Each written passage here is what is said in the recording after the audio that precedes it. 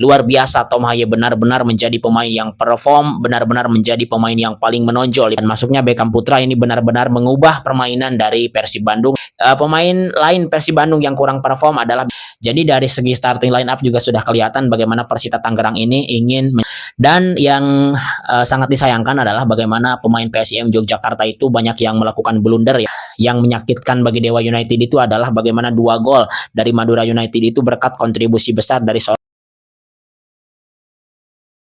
Ya, halo mitra sepak bola, selamat pagi, siang, sore, ataupun malam, kapanpun teman-teman mendengarkan atau menyaksikan video ini. Di video ini akan ada 3 pertandingan yang dibahas, yaitu 3 pertandingan awal di pekan ke-9 BRI Super League. Ada Persib Bandung yang berhasil mengalahkan tuan rumah PSBS Biak dengan skor 3-0, ada PSIM Jogja yang tumbang untuk pertama kalinya di laga tandang menghadapi tuan rumah Persita Tangerang, dan ada Dewa United yang tumbang di kandang sendiri oleh tim tamu Madura United. Dan oke, langsung aja kita bahas. Sebelum itu tapi teman-teman saya harapkan untuk subscribe dan juga like serta komen dulu ya. Silakan keluarkan pendapat kalian di kolom komentar.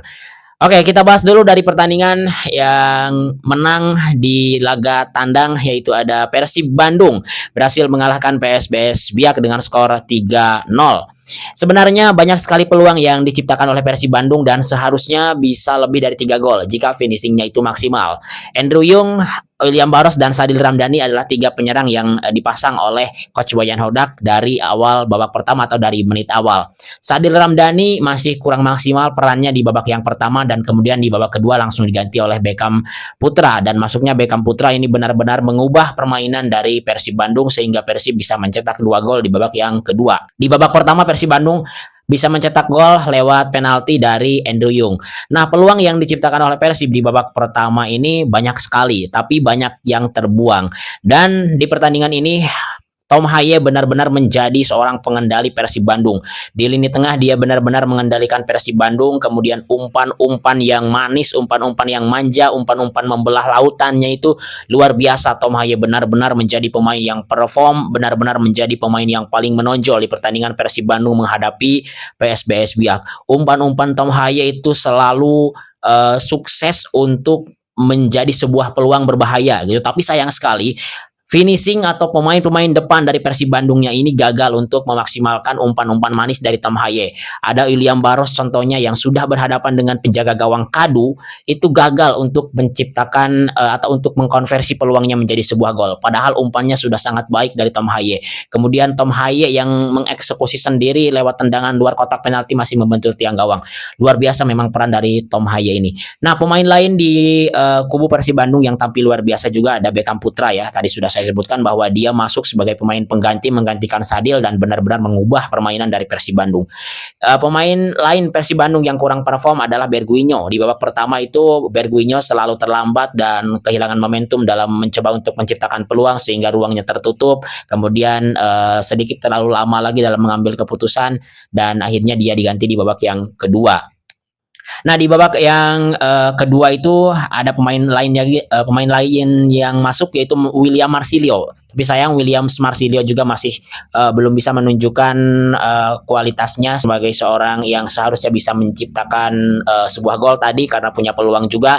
Justru dia membuang hampir 3 peluang yang cukup baik sehingga ya kurang maksimal peran dari William Marsilio. Tapi di luar itu permainan dari Persib Bandung sudah sangat bagus, terutama di lini tengah ya. Klok menjadi seorang holding midfield itu perannya sangat baik. Kemudian ada Guai Caca yang masuk di babak kedua juga dia bisa mencetak gol, artinya sukses menjalankan perannya gitu. Apalagi Tom Haye luar biasa. Eliano Reinsder tampil sangat baik di sisi kiri pertahanan dari Persib. Dia rajin overlap. Meskipun di babak yang pertama itu agak kurang klop ya dengan Sadil Ramdhani, tapi ketika dengan Beckham Putra di babak yang kedua itu benar-benar peran yang luar biasa ditunjukkan oleh Eliano. Koneksinya dengan Beckham Putra itu terbangun dengan baik sehingga akhirnya Eliano dan Beckham Putra ini banyak menciptakan kreasi serangan. Nah, Beckham Putra dengan Williams Marsilio ini sempat bertukar peran, William yang ke pinggir dan Beckham ke tengah. Lagi-lagi Beckham dipasang di posisi nomor 10, itu menunjukkan satu kualitas yang bagus lah gitu. PSBS Biak benar-benar tidak bisa keluar dari kurungan atau dari dominasi permainan Persib Bandung yang secara ball possession Persib itu unggul sekitar 70% dengan total shoot yang sangat banyak, on targetnya juga ada 13, 3 diantaranya menjadi gol. Jadi benar-benar ini dominasi permainan dari Persib Bandung membuat PSBS Biak hampir tidak bisa keluar dari lini pertahanan mereka. Adapun satu atau dua peluang yang dimiliki oleh PSBS Biak itu tidak bisa dikonversi menjadi sebuah gol ya, sayang sekali. Pertahanan dari Persib tadi sempat bisa bisa ditembus oleh PSPS Biak, bahkan ada satu peluang Andrade tadi yang berdiri bebas tanpa kawalan, tapi sundulannya sayang sekali masih sedikit melambung di atas penjaga gawang Teja Pakualam. Dan itu sebuah alarm ya bagi lini pertahanan Persib. Jika Persib sedang dominan menyerang, sedang enak menyerang, tetap harus berhati-hati di lini pertahanan. Transisi juga harus diperhatikan ya. Tapi secara keseluruhan overall permainan dari Persib sudah sangat baik dengan kemenangan 3-0 ini ya. Dan ini menjadi kemenangan beruntun di laga terakhir Persib, sebelumnya mengalahkan Bangkok juga menang.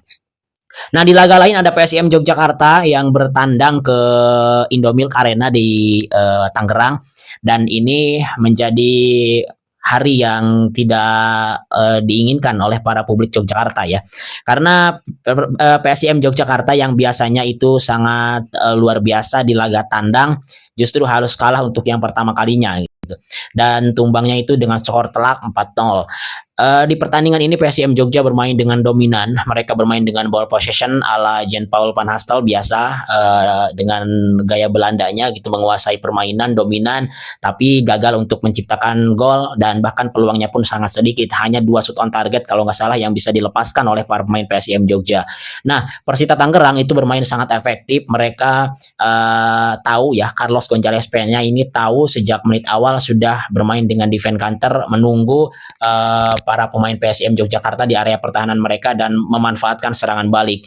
Jadi dari segi starting line up juga sudah kelihatan bagaimana Persita Tangerang ini ingin mencoba untuk langsung menunggu sejak menit awal ya, karena di holding midfieldnya itu langsung dipasang 2 pemain dengan kualitas bertahan yang sangat baik, yaitu ada Japlon Gusainov dan juga Bae Sin Yong, dan itu perannya dijalankan dengan baik, meredam serangan-serangan dari PSIM Jogja. Bahkan ketika PSIM Jogja memegang bola, terutama J Palente memegang bola, itu sangat kebingungan untuk melepaskan ke final third, untuk melepaskan final pass-nya. Jadi ketika J Palente ini mencoba untuk melepaskan satu umpan kunci ke kotak penalti, itu selalu tertutup progresi passingnya oleh para pemain tengah dari Persita Tangerang. Jadi defense mid block yang ditunjukkan oleh Persita Tangerang sangat baik. Dan yang luar biasanya adalah ketika mereka memenangkan bola di area pertahanan mereka sendiri, mereka membangun serangan baliknya dengan efektif. Terbukti ada 4 gol. Dan yang sangat disayangkan adalah bagaimana pemain PSIM Yogyakarta itu banyak yang melakukan blunder ya. Ada 3 pemain yang melakukan blunder parah, itu ada 2 dari Yusakuya Madera dan 1 dari Cahya Supriyadi. 2 blunder dari Yusakuya Madera berujung 1 gol untuk Persita Tangerang, dan blunder dari Cahya Supriyadi juga berujung gol bagi Persita Tangerang. Jadi 4-0 skor dari Persita Tangerang ini, 2 diantaranya lewat dari blundernya para pemain PSIM Jogja itu sendiri. Jadi kan PSIM Yogyakarta ini sedang dalam ketertinggalan dan sedang dalam upaya untuk mengejar ketertinggalan tersebut dari Persita Tangerang. Mereka bermain dengan mengurung pertahanan Persita, kemudian mereka meninggalkan pertahanannya begitu saja dan tanpa antisipasi yang baik, sehingga akhirnya bisa dieksploitasi dan dimanfaatkan oleh serangan balik Persita Tangerang. Efektif permainan dari Persita Tangerang luar biasa, dan begitu juga yang ditunjukkan oleh Madura United ketika bertandang ke Banten International Stadium mengalahkan Dewa United di kandang mereka sendiri dengan skor 2-0.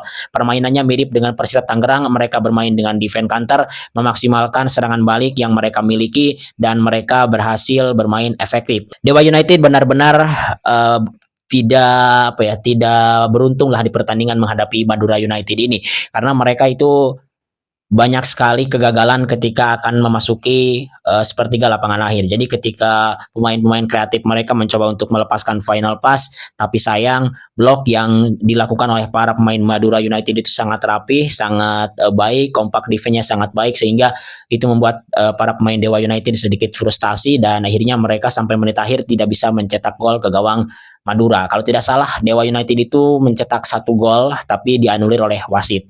Nah, serangan balik yang dibangun oleh Madura ini sangat baik ya. Mereka punya pemain cepat, dan yang menyakitkan bagi Dewa United itu adalah bagaimana 2 gol dari Madura United itu berkat kontribusi besar dari seorang Ahmad Noviandani, mantan pemain Dewa United itu sendiri. Jadi 1 gol dan 1 assist dari Ahmad Noviandani menumbangkan mantan timnya Dewa United.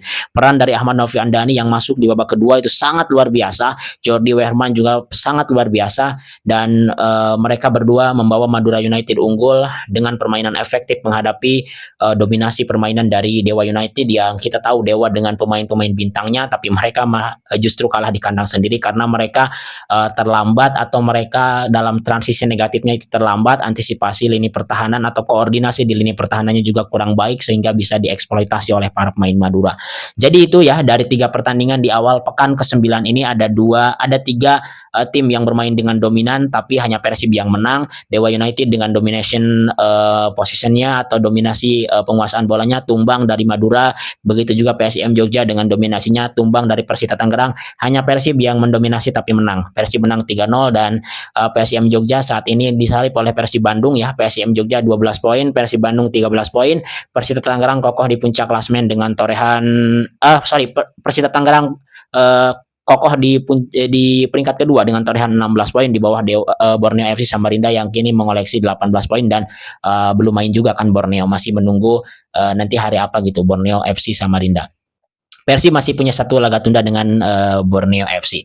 Nah, yang sangat luar biasa adalah Persita Tangerang ya, bisa naik sampai ke peringkat 2 dan kini bertengger di peringkat kedua dan kokoh di sana mengalahkan tim yang sulit untuk dikalahkan yaitu PSIM Jogja. Nah, itu mungkin sedikit ulasan dari 3 pertandingan awal di pekan ke-9 BRI Super League. Gimana menurut kalian? Jangan lupa komen, jangan lupa subscribe, jangan lupa follow juga mitra sepak bola di sosial media lainnya. Terima kasih telah menonton, kita jumpa lagi di video berikutnya.